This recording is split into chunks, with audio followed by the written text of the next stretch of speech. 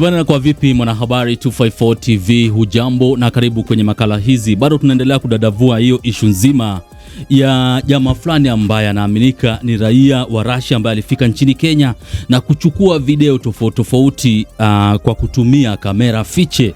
Yes, maarufu kama spy camera, ambapo alikuwa ameweka kwa macho nne. Ndio sasa jamaa aliwateka wanadada wengi zaidi kutoka nchini Kenya. Sasa watu wanajaribu kutoa opinion zao. Kuna wale ambao wanawatetea wanadada ambao wameonyeshwa katika video hizi, na kuna wale ambao pia wanawapiga vijembe, wanasema kuwa ile hali ya wao kufanya hivyo haifai. Sasa kuna zile video ambazo zinatembea kwa kasi zaidi kwenye mtandao wa kijamii za kinadada wetu na vile mama zetu ambao walikuwa na miadi na jamaa huyu ambaye anaaminika ni raia wa Russia. Sasa kuna wale ambao wanatoa opinion zao, ambapo wanajaribu kuwakingia kifua wanadada ambao walihusika katika ili sakata nzima la jamaa huyu Mrashi ambaye alikuwa anatembea katika maeneo tofauti na kuwaongelesha watoto wa kike, yani anawaconvince, alafu anaenda nao katika Airbnb, wanapiga 1 2 3, alafu baadaye jamaa anaamua kushare video kama hizi. Sasa nilikuwa nimecheki posti moja ambayo ilikuwa shared na mwanadada ambaye anajulikana kama Akode. Sasa kila mtu ni mwamba ngoma, anajaribu kuvuta kwake. Sasa hapa Akode ni kama anajaribu kuwatetea ndio wale wanadada ambao wametolewa kwa video tofauti ambazo zilikuwa shared kwenye mitandao ya kijamii. Kulikuwa na video moja ambayo ilitembea kwa kasi zaidi ya mwanadada fulani ambaye alikuwa ametoka sehemu fulani na alikuwa na wanawe. Sasa alikuwa convinced na Mrashia huyu, alafu baadaye nini kafanyika? Akaamua kuchukua namba ya jamaa huyu, ama jamaa yule ndiye alichukua namba yake, alafu baadaye wakakutana na yeye kwenye Airbnb. Sasa Akode kwenye mtandao wa kijamii, baada ya picha na video za mwanadada huyu kutembea kwa kasi zaidi, watu wakijaribu kuhoji, amemkingia kifua. Ndio baada ya kuweka picha zake kwenye mtandao wa kijamii ameandika, "Women don't be apologetic on matters vulnerability every empty woman might find herself in such hands. Stand with women." Ndio, "If married men bring gonorrhea, used condoms and syphilis at home, sleep with your mates in the bathroom, what's the difference?" Huyu anajaribu kuuliza. "My 2 cents, don't judge her. She represents thousands of unhappy married women hiding behind my husband and my children to please society. She met someone who complimented her for the first time in her life. Look at how her walking style changed the moment she dropped the kids off for her date. Her dopamine shot through the roof." Alafu kumbuka ni mzungu, labda dem ni single mother, ameona passport na ticket ya watoto wake. "Trust me, kama angekuwa Mogaka Kinuthia au Ambo angezungushwa sana. This is not normal. Guys, I'm so sad. Most women are on the same path. The only difference is that their predators don't have cameras. If you are unhappy in a relationship, quit. If you are single, sijui ni kuambie aje. Pole mam, lakini hii ni mawot." Alafu akaweka picha za huyu mwanadada pale, mwanadada ambaye alikuwa na watoto wake. Alafu baadaye Mrashi akachukua namba zake za simu, akampigia simu, akakutana. Ndio mwanadada alifika katika sehemu husika, na hatujui kile ambacho kiliendelea, kwa maana kuna vitu vingi ambavyo naamini ya kuwa viliendelea nyuma ya pazia. Sasa hapa Akode anajaribu kusema kuwa kuna wengi ambao wako katika ndoa na hawana furaha ndani ya ndoa. Sasa huyu maybe anaweza kuwa alikuwa ni single mother na amekutana na huyu mzungu, lakini sasa akaona fursa, na ndio kwa maana jamaa alifanikiwa kumpata. Ndio sasa Akode anasema kuwa women don't be apologetic on matters of vulnerability, yani ile hali ya mtu kupatwa na shida moja au nyingine. Anasema kuwa don't be apologetic. Anasema, "If married men bring gonorrhea, use condom and syphilis at home, sleep with your maid in the bathroom, what's the difference?" Yani everyone is now trying to prove something. Unajua hii ni opinion yake, ndio, na wakati fulani huo anasema kuwa opinion is like kila mtu ana chake. Ndio, kila mtu anatoa maoni yake kuhusiana na hii issue nzima ya huyu mwanadada ambaye anaonekana ndio ana watoto, lakini alifanikiwa kuchotwa na huyu Mrashia. Sasa hii ni issue ambayo nimekuwa nikifuatilia kwa karibu zaidi. Alafu baadaye pia kulikuwa na video fulani ya mwanadada ambaye pia anaongea kuhusu hii issue nzima. Hebu tumsikize. Hello, ladies and gentlemen. Allow me to say something about what is going on in the country, about this Russian guy. According to Malcolm says that this guy is HIV positive because apparently research has been done and that is what has been discovered. The guy is HIV positive. Number one, before tuendelee, hakuna proof ya kuonyesha kuwa this guy is HIV positive. Maybe alikuwa anafanya tu social experiment, anataka tu kujua akina dada zetu how do they behave wakiona foreigner ama mtu yeyote ambaye si ni mgeni ndio mbele yao. Tuendelee. They even gone on radio to talk about these girls. Let me tell you. There is no proof ya kuwa jamaa huyu dadake alimreport kwa Interpol ama International Police na akatiwa mbaroni na maafisa wa polisi katika taifa husika. Stop it with this Russian guy and this ladies, you understand? If you have a daughter, shut up. If you have a sister, shut up. Sasa blame imeenda kwa wanaume. They are now blaming men, Wacha tusikie bana. Any particular point you've called your sister for a small loan, for school fees, for pocket money, for uniforms, for books, for food, for anything. Hakuna mwanaume ambaye amekuwa shocked ama amekuwa amazed because this is what was expected, Unajua ile hali ya wewe kuwa kwenye mahusiano na mtu fulani, most definitely kuna vitu vingi ambavyo vitafanyika, so we are not shocked. Tuendelee. They even go on radio to talk about these girls. Let me tell you. Going on radio to talk about these girls is not a problem. Unajua in our society siku hizi watu wako in such a way that they want you to think or behave the way they want. Unajua you will not dictate to somebody how they are supposed to behave, how they are supposed to feel, how they are supposed to do their own things. Tuendelee. I want to address the men before I address the women. If you're a man, kindly shut up. We cannot shut up. Tunajua sisi ni wanaume, we cannot shut up. This is our society na hii ni kitu ambacho kiko mbele ya umma. So we have to talk about it. So no one can shut us up. I would like to ask you guys, shut up, keep quiet, stop it with this. We will not stop. We will not keep quiet. Tutaendelea kuongea madam. Endelea. If your firstborn, the firstborn in your family is a daughter, shut up. If at any particular point you've called your a daughter having a sister, being the firstborn kwenu, you cannot shut up kuongea kuhusu vitu kama hivi. So wacha tuendelee tusikie anasemaje huyo.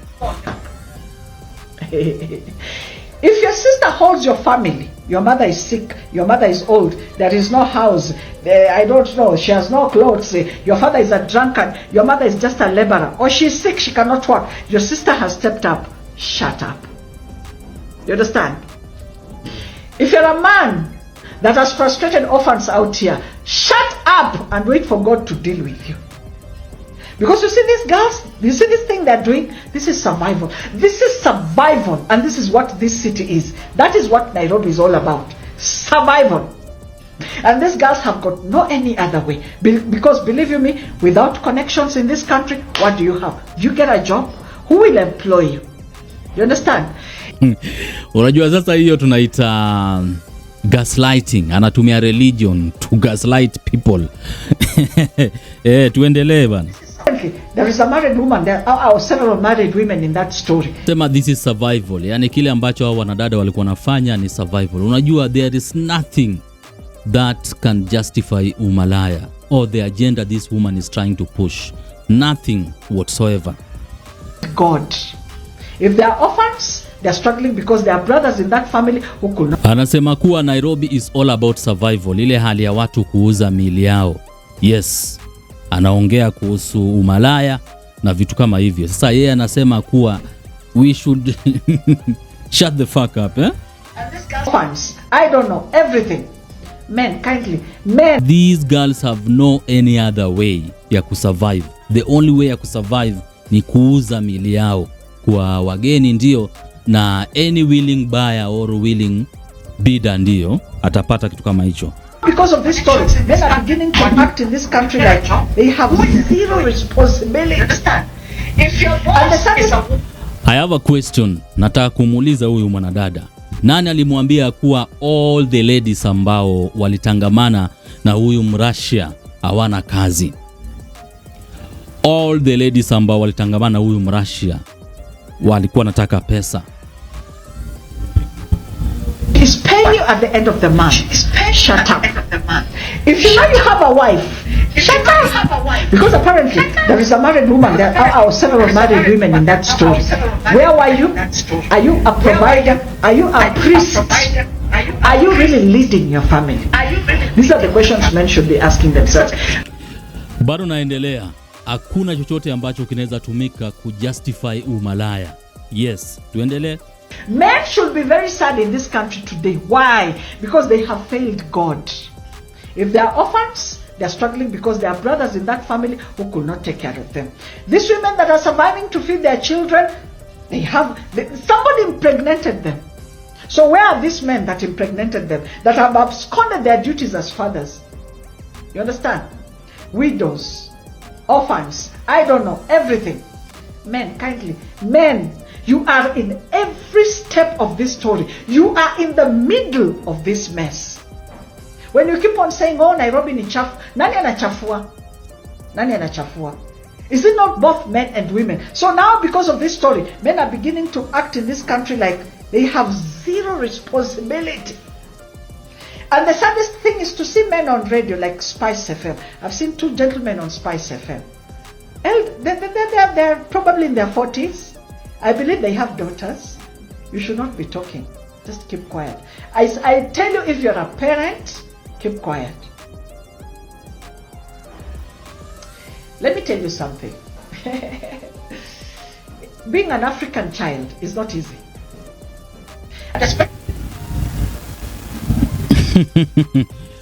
Ya, ukifuatilia hii video ambapo sitaki kuimaliza, utarealize ya kuwa it is clear this woman has experienced stressful or traumatic event related to Russian guy escapades. Yani kuna chochote ambacho kimeshawamfanyikia ambacho anaweza relate na kile ambacho alichokifanya jamaa huyu ambaye ni Mrussia, and the woman is now struggling with the aftermath of the situation. So ni kama anajaribu kuproject her anger to wanaume ambao wanajaribu kukashifu chochote ambacho kilikuwa kinafanywa na wanadada ambao waliamua kufanya 1, 2, 3 na jamaa huyu ambaye anaaminika ni Mrussia. But the thing is, this woman should just heal. There is nothing that can be used to justify kile ambacho tunachokita umalaya. Nothing whatsoever. Huyu ni kama yuko tuna trauma zake na anajaribu kuproject anger kwa wanaume na kuwa gaslight ya kuwa wasiongee ama wanyamaze kuhusu hii issue nzima. There is absolutely nothing that can be used to justify kile ambacho tunachokita umalaya. Najua ni opinion yake ndio, na opinion is just like kile ambacho nimetaja hapo mwanzoni, ni kama kundu. Kila mtu yuko na kundu lake ndio, na ni opinion. Sasa najaribu kufuatilia kwa karibu zaidi nipate kujua hali halisi na kuaje, kwa maana kuna wale ambao wanasema kuwa mwanaume huyu inafaa atiwe mbaroni na maafisa wa polisi nchini Kenya. Lakini huyu ni jamaa ambaye alirelease videos baada ya yeye kutoka kwenda zake, yani kusepa na kijiji. Sasa ni mjadala ambao bado unaendelea na watu wanaifuatilia kwa karibu zaidi wapate kujua inakuaje. Lakini kuna wale ambao wanawatetea akina mama na kuna wale ambao pia wanawapinga watoto wa kike kwa kuonekana katika ile video. Sasa huyu ametoa opinion yake, Akodhe pia ameongea pale. Wewe pia vile uko hapo unajua una opinion yako kuhusu hii issue nzima. Kwa hiyo utaniambia how do you feel about hiyo issue nzima ya jamaa huyu ambaye ni Mrussia ambaye alifika nchini Kenya na kuchukua video kwa kutumia kamera fiche za watoto wetu wa kike na kusambaza kwenye mtandao wa kijamii na maeneo tofauti tofauti kuhusu jinsi alivyokuwa pamoja na watoto wa kike na vitu kama hivyo. Kwa hiyo ni Habari 254 TV na Bonga Tube Media. Usisahau kusubscribe, like na vile vile kushare. Ukiwa kule magetoni video na mitaani usisahau kuwajuza wana kuhusiana na channel hii ambayo inakuwa kwa kasi zaidi. Ite Habari 254 TV. Hello ladies and gentlemen. Allow me to say something about what is going on in the country, about this Russian guy. according to Malcolm says that this guy is HIV positive because apparently research has been done and that is what has been discovered. The guy is HIV positive. The sister reported him to the Interpol and he's been arrested in Japan. We'll talk about that later. I can see men all over social media, okay? They've come out. They're making a field day out of this. Men are out here talking, laughing about this, acting shocked, acting amazed. They're even gone on radio to talk about these girls. Let me tell you. I want to address the men before I address the women. If you're a man, kindly shut up. I would like to ask you, shut up, keep quiet, stop it with this Russian guy and these ladies, you understand? If you have a daughter, shut up. If you have a sister, shut up. If your firstborn, the firstborn in your family is a daughter, shut up. If at any particular point you've called your sister for a small loan, for school fees, for pocket money, for uniforms, for books, for food, for anything, ever, if your sister has ever supported you, shut up.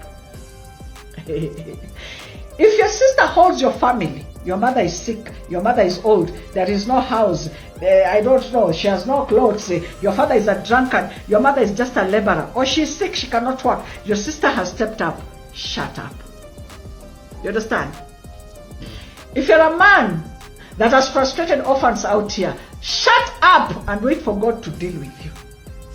Because you see these girls, you see this thing they're doing, this is survival. This is survival, and this is what this city is. That is what Nairobi is all about. Survival.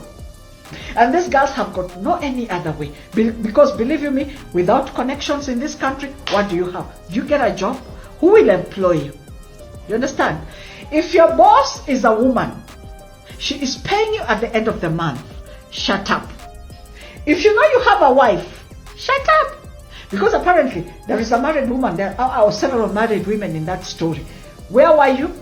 Are you a provider? Are you a priest? Are you really leading your family? These are the questions men should be asking themselves. Men should be very sad in this country today. Why? Because they have failed God. If they are orphans, they are struggling because there are brothers in that family who could not take care of them. These women that are surviving to feed their children, somebody impregnated them. So where are these men that impregnated them, that have absconded their duties as fathers? You understand? Widows, orphans, I don't know, everything. Men, kindly, men, you are in every step of this story. You are in the middle of this mess. When you keep on saying, oh, Nairobi ni chafu, nani anachafua? Nani anachafua? Is it not both men and women? So now because of this story, men are beginning to act in this country like they have zero responsibility. And the saddest thing is to see men on radio like Spice FM. I've seen two gentlemen on Spice FM. They're probably in their 40s. I believe they have daughters. You should not be talking. Just keep quiet. I tell you, if you're a parent, keep quiet. Let me tell you something. Being an African child is not easy. And especially if you come from a family where they have to depend on you. I am telling you, women are standing up. Women are showing up where men cannot show up, especially in families. When a parent is sick, there is a high possibility the sisters will be up and down with that parent, feeding, clothes, hospital bills, buying pampers. I have seen it. It is the women that are rising up to this kind of responsibilities. Where are our brothers? Where are our fathers? You understand what I'm saying? There is no house in the village. I don't know. There is a problem somewhere. I don't know. Land issues. Oh, your mother is living in the slums. It is you as a woman. Yet you have brothers who are probably working. But the moment they get married, they forget that they have responsibilities back at home. So it is you as a woman that will have to work hard and get your mom off the slums and build a decent home in the village probably, or wherever it is that you'll get a piece of land. This thing, men are in the middle of all this mess. And please come into my comments and comment. Do you think I care? Do you think I really care at this age? At 54, as a firstborn daughter, I'm basically in charge of my father's family, basically. Let me just put it that way. What do you think we have not seen as women? But for you to come out and start laughing about this, that hey, ni malaya sijui nini wanafanya nini Nairobi ni chafu, ni nani anachafua? These women are not sleeping with themselves. Me, I have no penis. You think I care? As I'm speaking like this, I have no penis to impregnate anyone. I have done my best. Where men have failed, women have risen. Women have risen, and I'm not trying to support these women. What they're doing is so risky, because imagine if this guy was to kill them. Imagine if he was a serial killer. Imagine if this guy could even if he just walked around with some simple poison. He doesn't have to walk around with a knife, no. Just some poison, put it in their drinks and stuff like that. It's risky, this kind of, but what options do women have? What options do women have? When you have 2 babies and the father has run away, what option do you have? When your mother is in the village and she's not feeling well, she needs drugs by Friday. She's in need of drugs. What options do you have as a woman? Actually, to me, I'm not worried. But my word to the women is this: if you are with this guy, go get tested for HIV, because apparently he's HIV positive. Go get tested for HIV. And I don't want to imagine how much sex you've had since he left the country. How much HIV you spread. But please go get tested and start on your ARVs as soon as possible. You understand? Just go get tested so that you can get some peace of mind. Get tested so that you can get some closure with this matter, please. But men should not be talking. You all should be shocked, particularly those who have daughters. Shocked, sana tena. You should be whispering. And you have run away from family responsibilities. You're not there at home to even talk with your wife. You don't even want to be there because apparently now she has sagging breasts and the babies are making noise all over and she's smelling like breast milk when you go home in the evening. So your best escape is football, or you go to the club to drink. You see where the mess is coming in. So as you're drinking, you find another kamama there, mpango wa kando. So apparently you'll stop providing for this family that you started. And so even when the married men and married women are doing this with this Russian, I'm just shaking my head. I'm just shaking my head in pity, because, like, seriously, we have a problem. And if the men will not address this, you see, they're not addressing it. Instead, they're laughing. They're laughing. Can you imagine? They're all over social media. Those guys at Spice FM were talking, and I was like, oh my God. Pray that you do not die while your children are still in school. You men, pray. Because let me tell you, this is what happens in African culture. You're buried as a guy. The moment soil just touches your coffin like this, your brothers have taken over. And they'll take away everything that you left this woman to support her to bring up these children. What orphans they're not having it easy at all. They have no one.